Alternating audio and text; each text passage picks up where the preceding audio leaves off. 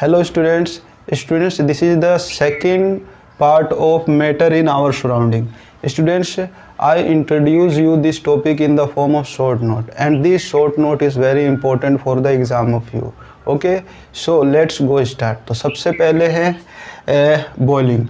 Boiling is a bulk phenomena. Boiling जो है एक बल्क फिनोमिना होता है। बॉइलिंग मतलब होता है किसी चीज़ को गर्म करना, उसको हम क्या कहते हैं, बॉइलिंग कहते हैं। और बॉइलिंग ही एक बल्क फिनोमिना होता है। Particle from the bulk of liquid change into vapour, मतलब कि जो लिक्विड के जो पार्टिकल होते हैं जैसे वाटर, उसको अगर हम गर्म करते हैं तो वे वेपर में कन्वर्ट हो जाता है। ठीक है, इसी को हम बल्क फिनोमिना कहते हैं। ओके, नेक्स्ट स्टूडेंट आ जाता है evaporation. Evaporation is a surface phenomena. Students, जो वेपोरेशन होता है, वेपोरेशन का मतलब होता है वाष्पीकरण। यह एक सरफेस फिनोमिना है। Particle from the surface gain enough energy to overcome the force of attraction present in the liquid and change into vapour state. मतलब कि स्टूडेंट्स, इसमें क्या होता है कि जैसे कि एक सॉलिड पार्टिकल है, जैसे कि आयरन आप ले लेते हैं, तो आयरन में क्या होता है कि आयरन के जो आयरन किससे मिलकर बना हुआ है, ये छोटे छोटे पार्टिकल से मिलकर बना हुआ है। और ये पार्टिकल एक दूसरे से जुड़े हुए होते हैं फोर्स ऑफ अट्रैक्शन की वजह से। इसीलिए हम जब आयरन को तोड़ते हैं या फिर इसको काटने की कोशिश करते हैं, तो जब हमें ज़्यादा एनर्जी लगानी पड़ती है उसको काटने के लिए या फिर तोड़ने के लिए। ऐसा इसी वजह से होता है क्योंकि जो आयरन के जो पार्टिकल होते हैं वे एक दूसरे से एक फोर्स ऑफ अट्रैक्शन की वजह से जुड़े हुए हैं। ठीक है, इसी तरीके से हर एक जो एलिमेंट होता है वे सारे छोटे छोटे पार्टिकल से मिलके बने हुए होते हैं, और उनके वे सारे पार्टिकल एक दूसरे से एक फोर्स ऑफ अट्रैक्शन से जुड़े हुए होते हैं। ठीक है, और हर एक एलिमेंट का जो फोर्स ऑफ अट्रैक्शन होता है वे अलग अलग होता है।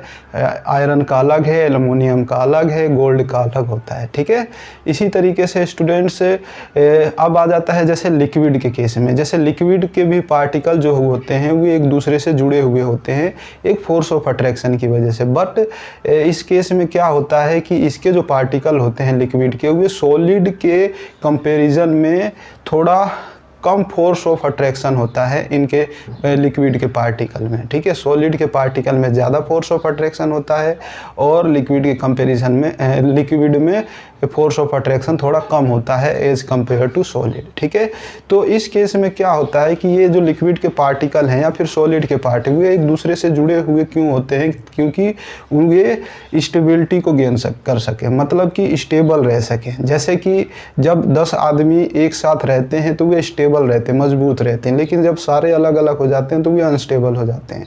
तो इसी तरीके से ये जो सारे पार्टिकल हैं ये एक दूसरे से जुड़े हुए होते हैं क्योंकि वे स्टेबल रहना चाहते हैं। ठीक है, अब क्या आ जाता है कि जैसे लिक्विड के केस में स्टूडेंट क्या होता है कि जब लिक्विड के पार्टिकल एक दूसरे से जुड़े हुए हैं फोर्स ऑफ अट्रैक्शन की वजह से, तो इसके जो पार्टिकल को यदि बाहर से एनर्जी मिल जाती है इतनी कि उसको किसी और पार्टिकल से जुड़ने की ज़रूरत ही ना पड़े, तो वे फोर्स ऑफ अट्रैक्शन जो होता है लिक्विड के पार्टिकल के बीच में वे ब्रेक डाउन हो जाता है। ठीक है, सारे पार्टिकल अलग अलग हो जाते हैं उस केस में, और वे सारे वेपोरेशन में कन्वर्ट हो जाते हैं, मतलब वेपर बन जाते हैं। ठीक है, इसी को हम कहते हैं वेपोरेशन।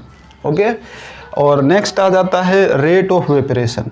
तो जो स्टूडेंट्स, जो रेट ऑफ वेपोरेशन होता है, जो वाष्पीकरण का जो रेट ऑफ वेपोरेशन होता है वे डिपेंड करता है सरफेस एरिया पे। सरफेस एरिया मतलब एटमॉस्फेयर के सरफेस एरिया, जितने एरिया पे लिक्विड फैला हुआ है उसके एरिया पे, और उसके बाद ह्यूमिडिटी और वाइंड स्पीड के ऊपर डिपेंड करता है। ठीक है, और इन तीनों की चीज़ें के ऊपर डिपेंड करता है। नेक्स्ट है वेपोरेशन कॉज कूलिंग। वेपोरेशन की वजह से ही कूलिंग होता है। ठीक है, नेक्स्ट आ जाता है latent heat. Latent heat of vaporation is the heat energy required to change 1 kg of liquid to gas at atmospheric pressure at its boiling point. मतलब कि जो लेटेंट हीट ऑफ वेपोरेशन हम उसको कहते हैं स्टूडेंट्स कि हमें इतनी एनर्जी की ज़रूरत पड़े, ताकि हमें इतनी हीट एनर्जी की ज़रूरत पड़े ताकि हम 1 केजी लिक्विड को गैस में चेंज कर सके एटमॉस्फेरिक प्रेशर पे और लिक्विड के बॉइलिंग पॉइंट पे, उसको हम लेटेंट हीट ऑफ वेपोरेशन कहते हैं। दोबारा से रिपीट कर देता हूँ कि हमें इतनी हीट ऑफ एनर्जी की ज़रूरत पड़े ताकि हम किसी लिक्विड को 1 केजी लिक्विड को वेपर में कन्वर्ट कर सके एटमॉस्फेरिक प्रेशर पे और लिक्विड के बॉइलिंग पॉइंट पे, ठीक है, उसको हम लेटेंट हीट ऑफ वेपोरेशन कहते हैं। अब आ जाता है स्टूडेंट्स मेल्टिंग पॉइंट और बॉइलिंग पॉइंट हम किसको कहते हैं। मेल्टिंग पॉइंट और बॉइलिंग पॉइंट हम उसको कहते हैं कि ऐसा टेम्परेचर जिस पे कोई भी जो सब्सटेंस है वो अपनी स्टेट को चेंज कर दे। जैसे यदि वे सॉलिड में है तो लिक्विड में हो जाए, लिक्विड में है तो गैस में, या फिर वे गैस में है तो लिक्विड में हो जाए, लिक्विड में है तो सॉलिड में हो जाए, उसको हम क्या कहते हैं, मेल्टिंग पॉइंट और बॉइलिंग पॉइंट। स्टूडेंट हर एक जो सब्सटेंस होते हैं उनके मेल्टिंग पॉइंट और बॉइलिंग पॉइंट अलग अलग होता है, ठीक है। एग्जांपल के लिए जैसे मैं आपको बता दूं तो वाटर का जो मेल्टिंग पॉइंट होता है वो 0 डिग्री सेल्सियस होता है।